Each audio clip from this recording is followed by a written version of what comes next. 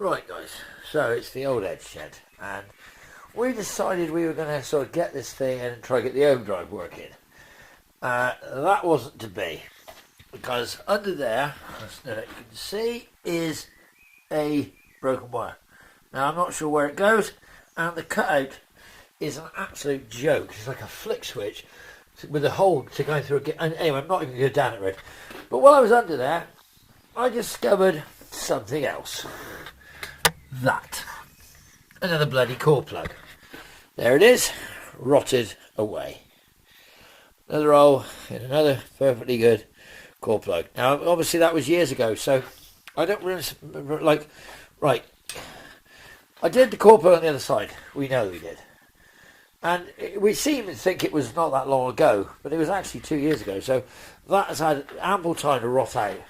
It's got antifreeze in it, and it has actually, as you can see, peed everywhere all over the place. So it's quite annoying, but that is the only thing. That's obviously I drained it from there, which caused a big flood.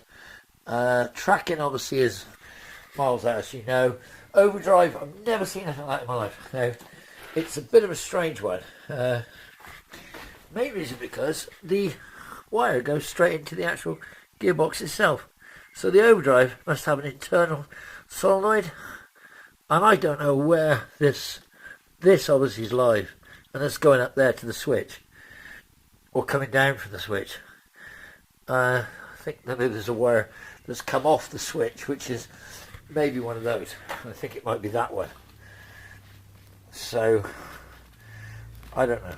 We're going to have to have a look, because I think that goes onto the switch, which is up behind the bulkhead. I mean, just in the most impossible place to get to. So we won't be doing that in a hurry. But obviously, by that rationale, I've got a core plug. It's pretty pitted up, so I think I'm going to use some sealer. I've also got an oil filter coming, and I've got an air filter coming, and I've disconnected the heater, so that I actually haven't got a heater anymore. The reason I disconnect the heater, for a very good reason, is it's leaking, and it's dripping down there, as you can see. Look, there you go. That's what's coming out of here, matrix. So we disconnected that, so we haven't got a heater. We just blow cold down on the screen. Sorry, but we'll get it fixed. Don't worry, it's in hand. But I have another problem, and I'll take you out and show you what it was. Now this, obviously, I found a really good rear bumper up in the roof. So I've got a perfect rear bumper, and I've got some better front bumpers. So maybe if we do strip it out, paint it, we'll get the bumpers on it.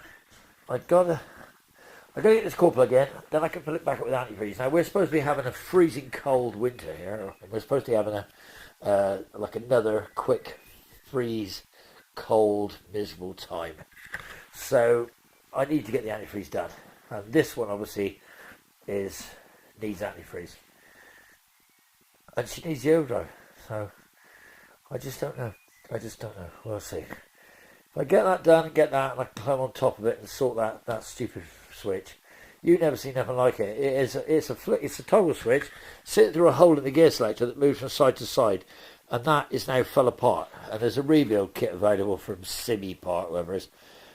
And you just think, God, they just don't make things easy for you, do they? I ain't got another gearbox. I've looked everywhere. I might have some. But the Aston Martin back bumper's over there, ready to go. So is the bonnet for the Range Rover. So, and there's my new ultrasonic parts cleaner down there. It's called a slow cooker. I'll give it a go. Yeah, we need to do a carburetor, don't we? So, going to turn you off, guys. And remember, time's precious. Waste it bloody wisely. Talk to you soon, guys. And let's just hope we get some more of these bloody things done.